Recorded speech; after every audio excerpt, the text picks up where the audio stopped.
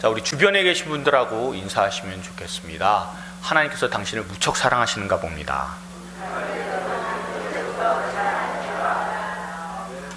네, 무척 사랑하시니까 이 자리에 나오실 수 있으셨겠죠. 그렇죠? 그런 귀한 마음을 가지고 우리가 서로 축복하며 하나님의 은혜 가운데 말씀을 나눌 수 있기를 소원합니다. 자, 이제 사흘 후면 크리스마스입니다. 그리고 2000년 전에 우리를 성육신을 통해서 찾아오셔서 십자가에서 자신을 내어주시고 또한 부활의 권능을 나타내 주신 우리 주님 때문에 이 크리스마스라는 날이 소망의 날이 되었습니다. 예수님께서 찾아오심에 대해서 사도 바울은 놀라운 말씀을 갈라디아에서 전하고 있습니다. 우리 한번 읽어볼까요? 읽겠습니다. 때가 차매 하나님이 그 아들을 보내사 여자에게서 나게 하시고 율법 아래에 날게 하신 것은 율법 아래에 있는 자들을 속량하시고 우리로 아들의 명분을 얻게 하려 하심이라. 아멘. 예수님께서 오셨다는 거예요. 우리 주님께서 오셨고 그리고 그분으로 말미암아 우리를 속량해 주시고 우리가 아들의 명분을, 하나님의 자녀의 명분을 얻게 해주셨다는 놀라운 말씀입니다. 이 말씀 보면 예수님께서 사람으로 태어나셔서 율법 아래 계시다가 율법에 있는 대로 죽으심으로 율법을 성취하셔서 우리가 하나님의 자녀가 되었다는 것을 알려주는 굉장히 기쁨을 담은 구절입니다.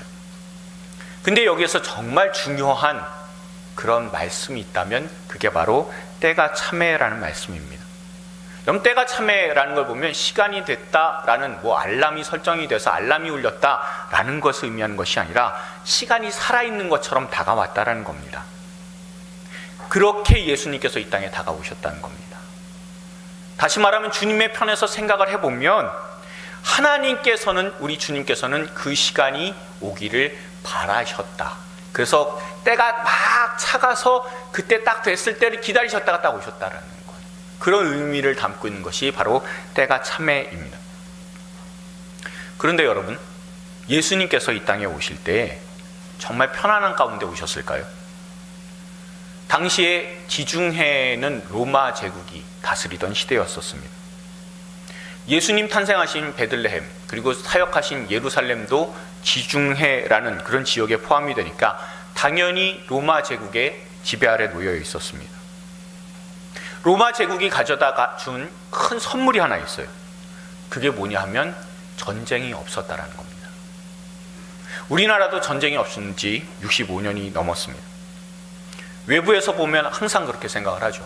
북한 때문에 야, 대한민국이란 나라, 저 한국이란 나라는 이제 곧 큰일 나겠구나 라고 생각을 많은 사람들이 합니다.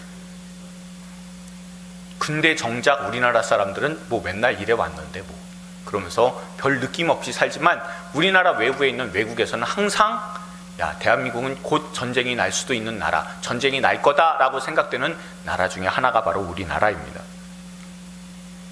그런데 전쟁을 경험한 세대, 얼마나 무서운지, 전쟁이 무엇인지 알고 있는 그런 분들이 점점 나이가 드시고 그리고 세상을 떠나셔서 전쟁이 얼마나 혹독한 것인지 참혹한 것인지 아는 사람들이 세상에 줄어들고 있습니다. 전쟁을 직접 겪으신 그런 분들의 이야기 가운데 제가 제 마음 가운데 가장 큰 울림이 있었던 말이 어떤 말이냐면 다시는 생각하고 싶지 않다는 거. 다시는. 딱 그 한마디 하셨어요. 자기 눈앞에서 가족이 죽는 거예요. 자기가 갖고 있는 모든 게 다 불타버리는 거예요. 다 폐허가 되고 사랑했었던 사람들 흩어지고 다 죽고 그런 모습들을 직접 경험한 분들로서는 다시는 생각하고 싶지 않은 것. 그게 바로 전쟁이라는 겁니다. 근데 예수님 오실 당시에 로마가 그 지중해 지역을 지배를 했습니다. 그래서 로마가 워낙 강력하다 보니까 그 로마를 침략을 잘 하질 못하는 평화의 시대가 되었습니다. 우리가 누리고 있는 평화, 여러분 한번 생각해 보십시오. 평화가 있다는 것 어떤 의미입니까? 뭔가 우리가 계획하는 대로 이루어 나갈 수 있다는 것, 계획을 할 수 있다는 게 가능한 게 바로 평화의 시대입니다. 그래서 그 당시 사람들이 도로 계획을 했잖아요. 그러니까 도로 정비를 너무나 잘하다 보니까 이런 말까지 생겼잖아요. 모든 길은 로마로 통한다라는 말이 생길 정도로 로마는 도로 정비를 계획을 할 수가 있고 실행을 할 수가 있었습니다. 그리고 평화의 시대니까 여유가 생기잖아요. 여유가 생기니까 문화가 발달합니다. 여기저기에 뛰어난 건축물이 생겨났고 조각상도 생기게 되었습니다. 여러분, 사도 바울이 아덴에 들어간 이야기를 여러분들 잘 아실 겁니다. 그곳에 우상이 가득하다라는 이야기 어떤 뜻이냐 하면요, 거기에 신상들을 새겼잖아요. 그 조각한 것들이 하도 많아서 이런 말까지 있었대요. 어떤 마을은 사람보다 신상이 많았대요. 그 정도로 예술품, 세상 사람들이 봤을 때는 그 예술품이 넘쳐나던 시대가 바로 로마 시대입니다. 그리고 철학도 발전을 했습니다. 사람들이 정신적으로 풍요를 누린다는 의미입니다. 아무 걱정 없는 세상입니다. 내가 열심히 살면 그래도 계획한 대로 이뤄나갈 수 있는 그런 때, 전쟁이란 변수가 없기 때문에 평화롭게 지낼 수 있고, 내가 계획한 대로 열심히 살면 그러면 내가 원하는 만큼 획득할 수 있을 만한 그런 시대가 바로 로마 시대였다라고 합니다.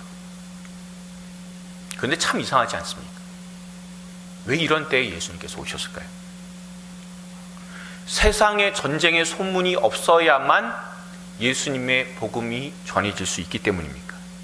아니면 도로망이 잘 정비가 되었기 때문에 그 도로망을 타고 복음이 더 잘 정비되라고, 다 더 잘 전해지라고 예수님께서 그때 오셨겠습니까?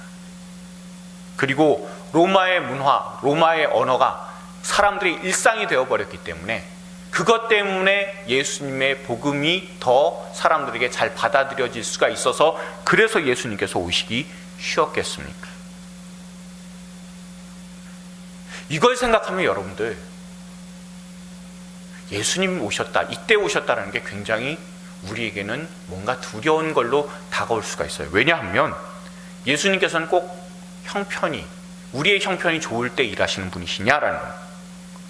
우리가 힘들고 어려울 때, 낙심할 때, 그럴 때는 예수님께서는 손 놓고 계시느냐라는 겁니다.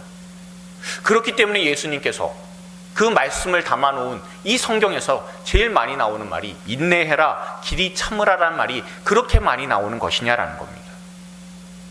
우리가 오늘 본문을 묵상하라면서요, 예수님께서 오셨다라는 것, 그것을 우리가 묵상할 수 있고, 또한 주님께서 오신 것에 대해서 우리가 어떻게 반응할 수 있을지 우리가 한번 생각해 볼 수 있는 그런 시간이 될 수 있기를 바랍니다. 여러분, 오늘 본문을 보시면 요아스 왕에 대한 이야기입니다. 요아스 왕하고 무슨 예수님하고 관계가 있어서 요아스 왕을 우리가 알아야 될까라는 거죠. 방금 본문에 읽은 대로 요아스는요, 갓난 아기 때부터 순탄치 않은 삶을 살았다는 것을 우리가 알 수가 있습니다. 유다의 8번째 왕인데요, 이 8번째 왕인 요아스가 어렸을 때부터 굉장히 어려운 삶을 살았구나라는 거예요. 자신의 친척들이 다 죽었습니다. 그리고 북이스라엘의 아합의 딸인 아달랴가 자신의 혈육들이 모두 하나님께서 세우셨다고 하는 예후의 손에 다 죽어나가자 그것 때문에 보복으로 남유다에 있는 자신의 친척들, 왕족들이 다 죽었다는 것을 우리가 알 수가 있습니다. 아달랴가요, 자기 아들까지 죽었잖아요. 자기 아들 아하시아가 죽었습니다. 그러니까 모두 다 죽이자라는 겁니다. 그리고 본문에서처럼 갓난 아기인 요아스만 살아남게 됩니다. 우린 이 이야기 보면서 생각하게 됩니다. 아달랴라고 하는 사람은 참 못된 사람이구나, 그 엄마 이세벨을 닮아서 악독한 사람이구나 라는 것을 우리는 생각하게 됩니다. 근데 더 중요한 게 있습니다. 우리가 성경 구절 하나를 봐야만 이 내용이 어떤 의미로 다가오게 되는지를 알 수가 있습니다. 제가 한번 읽어드리도록 하겠습니다. 또 내게 이르노니 여호와가 너를 위하여 한 왕조를 세울지라. 네 생명의 연한이 차서 내가 조상들에게로 돌아가면 내가 네 뒤에 네 씨 곧 네 아들 중 하나를 세우고 그 나라를 견고하게 하리니 그는 나를 위하여 집을 건축할 것이요 나는 그의 왕위를 영원히 견고하게 하리라. 아멘. 하나님께서 누구에게 하신 말씀입니까? 이게 다윗에게 하신 말씀입니다. 이게 역대상 17장에서도 나오지만 사무엘하 7장 11절부터 13절까지 나오는 두 번에 걸쳐서 나오는 그런 중요한 말씀입니다. 이것을 우리는 또 다른 별명으로 다윗 언약이다라는 것을 알 수가 있어요. 그러니까 하나님께서 다윗에게 하신 말씀인 거예요. 근데 중요한 말씀이 무엇입니까? 여기에 보시면 그 왕위를 견고하게 하리라. 우리는 이 왕위가 견고하게 될 것에 대해서 우리가 알고 있는 것은 이 족보를 통해서 누가 오시기 때문에? 예수님께서 오시기 때문에 그 왕위가 견고하게 된다는 게 어떤 의미인지 잘 알고 있습니다. 우리가 이전에 유다의 가정사와 마태복음 1장에 등장하는 족보를 통해서 그 집안이 그리 떳떳하지만은 않다라는 것을 우리가 알고 있어요. 그리고 또한 유다라는 사람도, 솔로몬도 죄악이 가득했었던 사람이다라는 것을 우리가 알 수 있습니다. 그러나 하나님께서는 그 죄악의 족보를요, 예수님 한 분으로 메시아의 족보로 만드셨습니다. 죄와 사망의 족보에서 생명책으로 우리를 옮기셨다라는 것이 무엇인지 마태복음 1장에서 나오는 족보를 통해서 우리가 잘 알고 있는 겁니다. 그런데 그런 죄악에 물들어서 그 죄 때문에 위기를 겪을 뻔한 것뿐만이 아니라 실제로 이 족보 자체가 굉장히 어려울 뻔했다는 것을 오늘 본문을 통해서 분명하게 알 수가 있는 겁니다. 하나님께서 다윗을 든든히 지켜주시기로 했습니다. 약속하셨습니다. 근데 그 왕족들이 완전히 다 죽을 뻔했다는 것. 그리고 또한 요아스가 갓난 아이잖아요. 어린 아이인데 그 아이가 잘 자라서 왕이 될 수 있을 거라고는 그 당시 상황으로서는 생각할 수 없는 것 아닙니까? 굉장히 큰 실질적인 위기에 처했다는 것을 우리가 알 수가 있습니다. 그렇다면 예수님께서 그 족보를 통해서 오실 거잖아요. 근데 왜 그렇게 위험하게 하셨겠습니까? 잘못하면 다윗의 후손이 끊길 뻔했잖아요. 끊길 뻔한 위기가 닥쳤음을 우리가 오늘 말씀을 통해서 알 수가 있습니다. 예수님께서 오실 그 족보에서 왜 이렇게 위험한 일을 겪으셨어야만 했을까요? 또한 죄인의 족보를 생명책으로 바꾸신 것만으로는 안 되는 것입니까? 하나님께서 견고하게 세우실 것이다라고 약속을 해주셨으면서 왜 진짜 어려운 일을 당할 수밖에 없게 됩니다. 이것과 비슷한 내용을요, 우리는 마태복음에서 발견하게 됩니다. 제가 한번 읽어볼게요. 예수 그리스도의 나심은 이러하니라. 그의 어머니 마리아가 요셉과 약혼하고 동거하기 전에 성령으로 잉태한 것이 나타났더니 그의 남편 요셉은 의로운 다윗의 자손, 의로운 사람이라 그를 드러내지 아니하고 가만히 끊고자 하여 이 일을 생각할 때에 주의 사자가 현몽하여 이르되 다윗의 자손 요셉아 내 아내 마리아 데려오기를 무서워하지 말라. 그에게 잉태된 자는 성령으로 된 것이라. 아멘. 여러분 여기서 한번 보십시오. 여기서 반복되는 말이 한 말씀이 있잖아요. 두 번이나 반복된 말씀이 뭐냐면 성령으로 잉태됐다라는 거예요. 그러니까 예수님께서 성령으로 잉태되셨다라는 말씀이 있습니다. 그렇기 때문에 예수님께서 이 땅에 오심에 대해서 어떻게 되어 있냐면 천사가 와서 찬송할 때 지극히 높은 곳에서는 하나님께 영광이요 땅에서는 하나님이 기뻐하신 사람들 중에 평화로다 라고 찬양하고 있음을 우리가 알 수가 있어요. 성령으로 인해 잉태되신 예수님이세요. 그리고 예수님은 이 땅에 메시아로 오신 구주십니다. 그런데 우리가 이 내용 이후의 내용들을 더 잘 알고 있어요. 예수님께서 탄생하시자마자 예수님께서 어디 가셔야 됐습니까? 애굽으로 피신하셔야 됐습니다. 헤롯 왕이 베들레헴에서 난 아기들을 다 죽이려고 하는 위기 가운데 예수님께서 계셨습니다. 분명히 예수님께서 이 땅에 오신 것은 하나님께서 하신 겁니다. 그리고 예수님께서 오신 것은 성령으로 말미암아 잉태된 것이라고 분명하게 말씀하고 있습니다. 그런데 태어날 때 예수님이 위기에 처했습니다. 하나님께서는 왜 안전하게 하지 않으셨을까요? 로마 제국에 의해서 세상은 다 평화롭잖아요. 그런데 예수님은 평화로움을 누리시지 못하십니다. 생명의 위협 가운데 계셨습니다.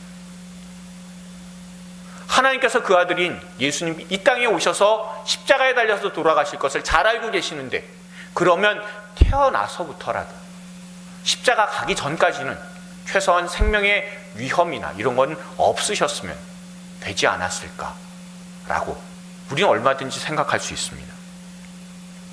여러분 다시 본문으로 돌아가서 묵상을 해봅니다. 요아스 왕의 운명이 누구한테 달렸습니까? 제사장 여호야다에게 달려 있습니다. 이것하고 참 비슷한 거 있지 않습니까? 예수님께서도 그 당시 자신의 육신의 부모였었던 그런 요셉과 마리아에게 자신의 목숨이 달려 있었던 상황입니다. 의지해야 되는 상황이에요.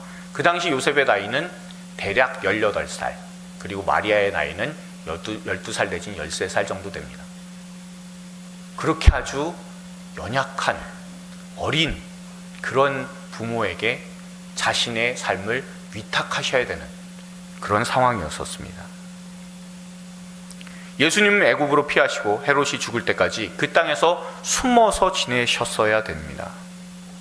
그런데 요아스는 어떻게 됩니까? 요아스는요, 오늘 여러분들 본문 말씀을 잘 보시면 나오지만 어떻게 되어 있습니까? 하나님의 전에 22장 12절 보시면 하나님의 전 성전 안에서 살아야 됩니다. 성전이 가장 안전할 수 있습니다. 철저하게 폐쇄되어 있으니까요. 그렇지만 그 성전 안에 사람 사는 곳 아니잖아요. 그러면 아이 소리가 들리게 된다는 것은 큰 문제가 생기는 곳이 성전입니다. 성전 안에 아이가 자랄 수가 없는 구조니까요. 그리고 성전에서 아이의 목소리가 들려서도 안 되는 곳이기 때문에 아이 목소리가 들리게 되면 얼마나 위험한 곳이 되는지 그곳이 바로 성전임을 우리가 잘 알고 있습니다. 그런데 여러분, 여호야다의 나이가 얼마였었을까요? 여호야다의 나이가 역대하 24장 15절에 등장을 하는데 이렇게 나옵니다. 여호야다가 나이가 많고 늙어서 죽으니 죽을 때 130세라. 나이 많았다 라고 생각하죠. 우리도 저렇게 오래 살 수 있기를 바라는, 그런데 건강하게 사셔야죠. 그렇게 되기를 축복합니다. 그런데 여러분, 요아스는 7살 때 왕이 된 사람이에요. 그렇죠. 24장 1절에서 여러분 보셨으니까. 그런데 왕위에 올라서 40년 동안 있었습니다. 그러면 아마 47살 그때 세상을 떠났거나, 아니면 혹시라도 여러분들 다른 책을 보시면 이렇게 되어 있는 수도 있어요. 요아스가 40세 때 세상을 떠났다라고 하는 책도 있습니다. 왜냐하면 그 7년이라는 그 숫자, 그러니까 아달랴가 다스렸던 7년을 요아스의 나이에다가 합산을 시켜버려서, 그래서 40년 동안 다스린 게 아니라 실제로는 33년 다스렸는데 그게 아달랴가 다스린 7년이 합산이 돼서 40년이다라고 보시는 분들도 있어요.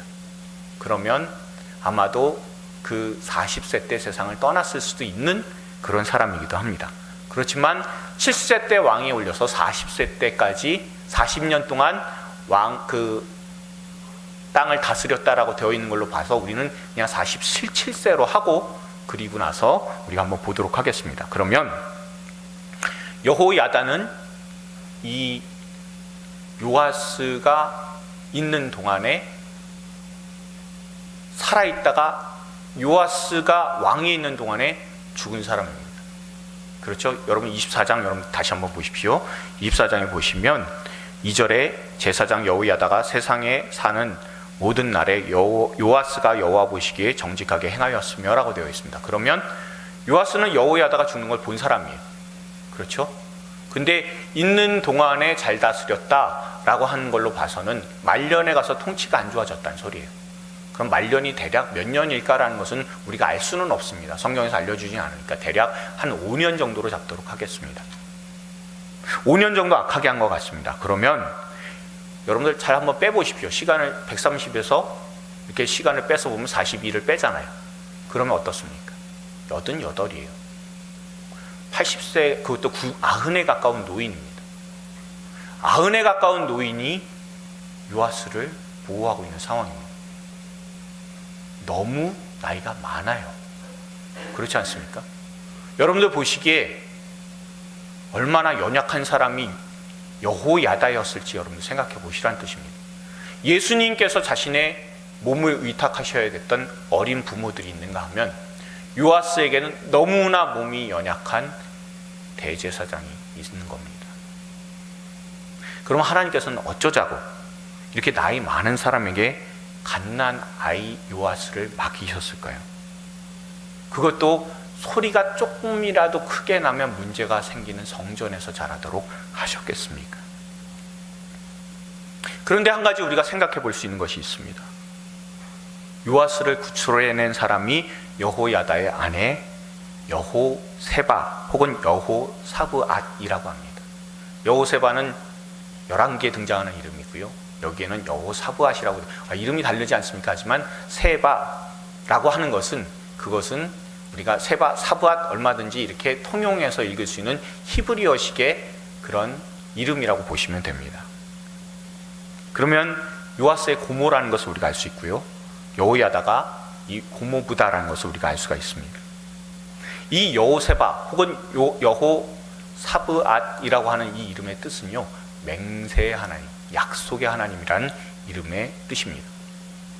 다시 말하면 이 사람은 어떤 사람이냐면 하나님이 약속하시고 그 하나님께서 약속하실 것을 이루신다는 것을 믿는 사람이에요. 다시 말하면 다윗에게 주신 하나님의 약속을 믿는 사람이었다는 것을 우리가 알 수가 있습니다. 당장의 눈앞에는 아달랴로 인해서 하나님의 약속에 문제가 생긴 것 같아요.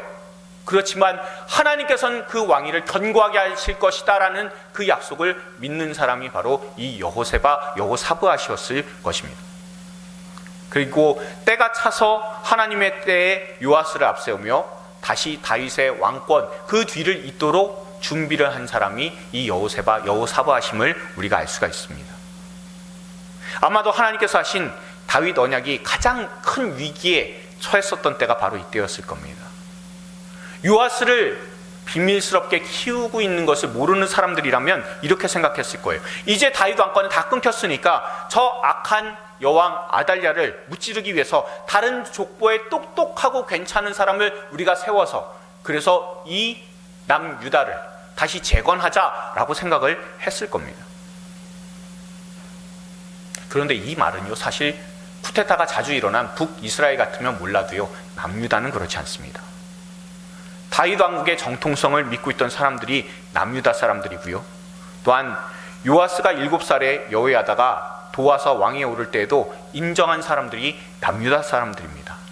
그러면 남유다 사람들이 갖고 있는 기본적인 생각이 뭐가 있냐면 하나님께서 다윗한테 하신 약속을 기본적으로 믿고 있는 사람들이었을 것이다 라는 것을 우리가 알 수가 있습니다. 예수님께서 오실 때를 여러분 생각해 보십시오. 분명히 강력한 힘을 가지고 세상을 억누르고 있었던 로마가 있었습니다. 그리고 로마는 강한 군사력이 있고 정치력이 있습니다. 또한 경제력과 문화력을 바탕으로 세상을 꽉 눌러놓고 있었습니다. 겉으로 보기에는 한없이 평화로운 세상이지만 무력으로 눌러놓은 평화입니다. 그걸 제일 잘 보여주는 것이 어떤 것입니까? 예수님께서 태어나셨을 때 헤롯이 보인 반응입니다. 헤롯이 어떻게 했습니까? 베들레헴에 태어난 아이들을 다 2살 아래로 죽여버렸습니다. 자신의 왕권을 지키기 위해서라면 미래 싹들은 다 잘라버려야 된다는 겁니다. 이런 모습은 옛날에 그 유다에서의 아달랴나 또한 더 옛날에 모세 때 아이들을 학살한 바로의 모습에서도 나오게 됩니다. 헤롯이나 다 똑같은 거예요. 내가 성공하고 내 것을 지키기 위해서라면 다른 사람한테 자비 베풀어서는 안 됩니다. 철저히 남을 짓밟아야만, 남이 공격하기 전에 내가 먼저 공격을 해야만 살 수 있는 실제로는 험악한 시대가 바로 로마 제국이었었습니다. 예수님께서 유아 시절에 살해 위협과 그에 따른 애굽으로 도망한 것이 뭘 보여줍니까? 눈에 보이는 가짜 평화에 길들여지지 말라는 겁니다. 눈에 보이는 가짜 평화에 속지 말라라고 우리한테 예수님께서는 분명하게 알려주고 계신 겁니다. 아달랴가 유다 왕족들을 다 살해를 할 때 그때 그 모습에서도 우리가 알 수가 있습니다. 이 요아스 왕 바로 앞에 왕이 자기 아들 아하시아입니다. 그리고 그 앞에 왕이 여호람이에요. 여호람이 한 8년 통치했고요. 아하시아가 1년 통치했습니다. 자기 남편이 여호람이에요. 그리고 아들이 아하시아입니다. 그러면 둘이 합쳐서 9년 동안 통치를 하면서 잘 지켜봤을 겁니다. 지켜보면서 마음으로 습득한 그 내용이 뭐가 있냐면 유다 사람들은 다윗 왕족이면 껌뻑 죽는구나. 그러면 내가 나중에 이 다윗 왕권에 속한 사람들을 다 없애고 나면 사람들은 모두 다 혼란에 빠질 거고, 그리고 그 틈에 내가 왕이 된다 하더라도 그래도 이 사람들은 그대로 순종하겠구나라는 것을 깨달았을 겁니다. 그런데 실제로 그런 일이 일어났습니다. 북이스라엘에 예후가 일어나서 자기 친정 식구들을 다 죽여버린 거예요. 그래? 그러면 나도 똑같이 이 남유다의 다윗 왕권에 속하는 사람들, 그 후손들은 내가 다 죽여버린다. 하루아침에 일어나지 않았을 겁니다. 다 습득했었던 것, 그것을 바탕으로 해서 완전히 내가 다 파괴하면 그러면 내가 얼마든지 여왕이 될 수 있을 것이다 라고 생각을 했을 겁니다. 그리고 실제로 6년 동안 사람들이 아무 소리 못하고 지내고 있었을 겁니다. 그것을 여러분들 생각해 보시면 북이스라엘 같은 경우는 예후로 말미암아 완전히 다 뒤집혔잖아요. 혼란스럽습니다. 예후가 언제 남유다로 쳐들어올지 몰라요. 불안한 상황 속에서 어떻게 보면 아달랴가 그 상황을 잘 수습했을 수도 있어요. 그리고 사람들이 생각했을 겁니다. 참 치사하지만 더럽지만 그렇지만 아달랴 아니면 안 된다고. 그래도 아달랴라도 있기 때문에 북이스라엘이 침공해 오는 것, 그건 막을 수 있을 거다. 이런 가짜 평화라 할지라도 우리가 조용히 입 다물고 지내주는 게 좋겠다라고 타협한 사람들도 꽤 많이 있었을 겁니다. 그러나 여호야다는 그렇게 생각하지 않았습니다. 더 이상 가짜 평화에 하나님의 뜻이 가려지면 안 된다라고 생각을 했습니다. 그리고 하나님의 약속을 믿고 신실하게 하나님의 뜻을 세우기 위해서 애를 써나갔습니다. 정말 6년 동안 조심히 요아스를 성전에서 키워나갔습니다. 그리고 오늘 본문 24장 1절에 나오는 대로 7년째 아달랴가 잘못된 통치를 하던 그때에 세상을 바로잡기 위해서 사람들과 함께 힘을 합쳐서 아달랴를 몰아냈고 그리고 다윗 왕권을 다시 세웠음을 우리가 알게 됩니다. 여러분들께서는 예수님께서 세상에 오실 때 이 요아스의 왕과 같은 이런 모습들을 보면서 어떤 생각이 드십니까? 세상이 잘못된 방향으로 흐르고 있다면 그것을 바로 잡으려는 그런 분명한 계획을 갖고 계시는 분이 하나님이시다라는 겁니다. 세상의 가짜 평화에 속지 말라고 말씀하시는 것, 그것이 바로 하나님의 뜻일 수 있습니다. 그런데 그렇게 드러내시기에는 너무나 위험한 일이잖아요. 예수님도 그렇고 또한 요아스도 그렇고요. 예수님께서 태어나실 때 악한 모든 사람들이 다 없어져서 그래서 꽃길 걷는 것 같이 그렇게 해주시고 또한 시온의 대로처럼 환하게 그 길 열어주시고 자동문처럼 그렇게 다 열리게 해주시면 얼마나 좋았을까라는 생각이 들지 않습니까? 여러분, 한 나라의 대통령이 이렇게 순찰을 하게 된다라고 하면 그러면 어떤 일이 일어납니까? 교통 다 통제하죠. 그리고 신호등을 다 조작해서 한두 시간 걸리는 그런 거리도 10분 만에 갈 수 있도록 다 만들어 놓습니다. 그리고 그 차는 어떻습니까? 방탄 차량이에요. 그렇죠? 총알이 이렇게 날라와도 막아낼 수 있는 차입니다. 그리고 2중, 3중으로 옆에 경호를 하고 있습니다. 대통령이 지나는 그런 동선에도 저격수들이 배치가 되고요. 전문 경찰 인력들이 배치가 됩니다. 그리고 대통령이 밖으로 나오기만 하면 그 곁에 듬직한 경호원들이 잔뜩 서 있습니다. 그리고 이 사람들은 그냥 등치만 좋은 사람들이 아니잖아요. 어느 순간이면 0.5초 내에 권총을 뽑을 수 있는 그런 실력을 가진 사람들이기도 합니다. 그러나 요아스나 예수님은 그렇지 않잖아요. 아무리 가짜에 속지 말라고 해도 너무하다 싶지는 않으십니까? 그런데 여러분 생각해 보십시오. 시대가 가짜 평화의 시대라고 해도요, 위협이라는 것, 폭력이라는 것은 실제잖아요. 폭력은 가짜가 아니라 진짜입니다. 우리는 오늘 성경 본문에서 진리를 찾을 수가 있게 됩니다. 우리가 생각하기엔 하나님의 약속이 이루어지기 위해서라면 아달랴와 헤롯이 없어져야 되는 겁니다. 아니면 그 인물 자체가 자동으로 죽어야 되는 겁니다. 컴컴한 성전에서 살게 된다든가 애굽으로 피신한다든가 하는 사건은 없어야 되는 겁니다. 또한 예수님께서 살고 계셨던 나사렛이라고 하는 그런 시골 골짜 그곳에 올라가서 사람들로부터 무시당하는 일도 없어야 되는 겁니다. 하나님께서 예수님을 이 땅에 보내셨다는 것은 바로 이런 어처구니 없는 세상에 보내셨다는 것을 의미합니다. 세상은 이미 삐뚤어져 있고요, 어그러져 있고 제대로 돌아가지 않습니다. 적대적입니다. 권력에 의해서 무참히 희생당하는 사람들이 세상에 많습니다. 바로 그때 예수님께서 오셨다는 겁니다. 그리고 이 세상이란 것은 언제나 죄가 만연해 있고요, 또한 그 죄가 속속들이 사람들의 생활 가운데로 파고 들어가서 썩어 문드러지기 때문에 그 안에서 일어나는 일들은 우리가 이해할 수 없습니다. 그것 때문에 억울합니다. 그것 때문에 답답합니다. 치열합니다. 사납습니다. 그리고 냉정하고 비열한 그런 사람들이 세상에 넘쳐납니다. 생명을 살리는 것이 아니라 생명을 죽이는 문화, 악이 평화로 위장하고 있는 문화가 바로 예수님의 때나 지금의 때나 마찬가지입니다. 이런 것을 예수님께서, 하나님의 아들이신 예수님께서 찾아오셨습니다. 겉으로 보기에는 참 평화롭잖아요. 그리고 내가 누리고 있는 것 생각하면 천국은 잠시 잊어버려도 좋은 것 같은 그런 세상이기도 합니다. 굳이 구원이 필요할까 싶은 그런 세상을 우리가 살아가게 됩니다. 그렇지만 갓난아기인 요아스 왕이 구원의 하나님의 품 안인 성전에서 출발했듯이 예수님께서도 애굽에서 갓난아기 때를 보내심으로써 시작하시게 됩니다. 애굽이 어떤 곳입니까? 옛날 모세 때 거기에서 구원이라는 것이 출발된 바로 그 땅에서 예수님께서 시작하게 됩니다. 그 땅은 죽음의 땅이잖아요. 바로의 권력에 눌려서 이스라엘 백성들이 아무런 힘도 쓰지 못하던 바로 그 땅에서, 거기에서 예수님께서, 하나님께서 시작하심으로 구원이 이루어지게 된 놀라운 땅이 애굽입니다. 그리고 그곳에서 예수님께서 시작하고, 또한 요아스도 하나님의 품인 그 성전, 하나님께서 마련하신 바로 그곳에서 시작함으로써 결국에는 하나님의 약속이 이루어지게 되었고, 또한 그 족보를 통해서 예수님께서 이 땅에 오셨다는 것, 이것이 어디 우연이겠습니까?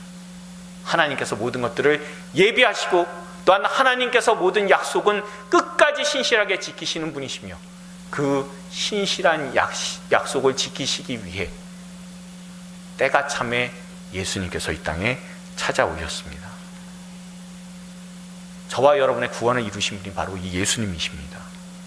예수님께서 가짜 평화에 물들어 살면서 구원에 대한 생각마저도 다 사라지게 만드는 것 같은 이 세상에서 우리 예수 믿는 사람들은 속임수에 절대 넘어가지 말며 그 가짜 평화 뒤에 가려진 이 땅의 실체는 죽음밖에 없음을 알라고 예수님께서는 말씀하시는 겁니다. 이 세상은 이기적입니다. 그래서 아이들의 목숨마저도 다 취하고 싶은 것이 바로 이 비열한 것이 이 세상입니다. 그곳을 알리시기 위해 예수님께서 가짜 평화의 때에 찾아오셨습니다. 그리고 또한 하나님의 약속은 사람의 힘으로 얼마든지 막을 수 있을 것 같다고 생각하지만 절대로 막지 못하며, 또한 모든 역경과 시험이 있다 할지라도 하나님의 약속은 반드시 성취된다는 것을 알려주신, 그것을 오늘 본문의 요아스와 예수님의 이 땅에 오실 때의 모습이 우리에게 선명하게 우리에게 일러주고 있는 겁니다. 저는 이 말씀 묵상하면서 2017년 성탄절 예배가 생각이 났습니다. 서울에서의 목회를 내려놨습니다. 앞으로 어떻게 될지 모릅니다. 막막한 현실입니다.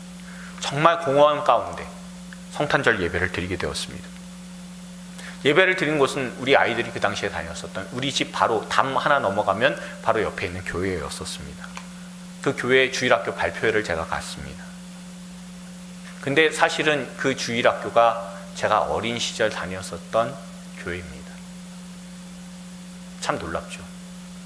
그러니까 그곳이 제가 원래 어린 시절 지냈었던 동네였었습니다. 그런데 그때 아이들의 표정을 보았습니다. 우리 아이들뿐만이 아니라 주일학교 발표를 하는 아이들의 모습을 이렇게 하나하나 뜯어보았습니다. 여전히 제 현실은 참 답답한 거예요. 앞으로 어떻게 될지 몰라요. 근데 그 아이들의 모습을 보면서 제가 36년 전에 성탄 발표를 그 자리에서 할 때, 그때가 생각이 나는 거예요. 그때 제 표정이나, 그리고 또한 36년이 흘러서의 아이들의 표정이나, 그 표정만큼은 세월이 지나도 변화가 없었습니다. 그 표정 보면서 생각든 것이 하나 있었습니다. 나는 포기를 해도 하나님은 포기하지 않으시겠구나 라는 겁니다. 세상이 아무리 죄가 넘쳐난다 할지라도, 이 세상이 가짜 평화의 사실은 정말 위험한 곳이다 라는 것을 분명하게 예수님께서는 잘 알고 계심에도, 사람 같으면 포기했을 바로 이 세상임에도 불구하고 하나님께서는 포기하지 않고 말씀대로 이 땅에 찾아오셨습니다. 주님 오신 길 자체가 순탄하지 않았다고, 마치 요아스의 길과 같았다고 분명하게 알려주는 그 길을 오셨습니다. 정말 절박하고 힘든 그런 시기 때 예수님께서 찾아오셨습니다. 아시면서 찾아오시는 분은, 그 하나님은 바로 포기하시지 않으시는 하나님이십니다. 그리고 또한 포기하지 않고 이 땅에 찾아오셔서 가장 위험한 때, 평화로 위장된 바로 그때, 그러면서도 가장 힘든 그때에 찾아오셔서 힘든 길을 걸어가심으로 우리의 모든 구원의 보증이 되셨고, 또한 우리의 모든 아픔과 어려움과 고생들을 직접 경험하심으로 말미암아 우리와 똑같이 되셨습니다. 그리고는 십자가에 달려서 우리의 모든 것들을 다 짊어지고 돌아가심으로 말미암아 우리의 구원을 이뤄주셨습니다. 우리 주님께서 완전한 사람이 되셔서 이 땅에 찾아오셨음을 오늘 본문을 통해서, 또한 예수님의 생애를 통해서 우리가 잘 압니다. 그 찾아오신 예수님, 그 예수님 가운데 계시는 포기하지 아니하시는 하나님의 마음을 우리가 발견할 수 있기를 소원합니다. 그 포기하지 아니하시는 하나님의 그 열심이 저와 여러분의 구원을 이루셨습니다. 그 첫 출발이 예수님께서 이 땅에 오신 성탄절입니다. 이 성탄절을 감사하고 기뻐함으로 늘 주님과 함께 동행하는 저와 여러분들 다 될 수 있기를 소원합니다.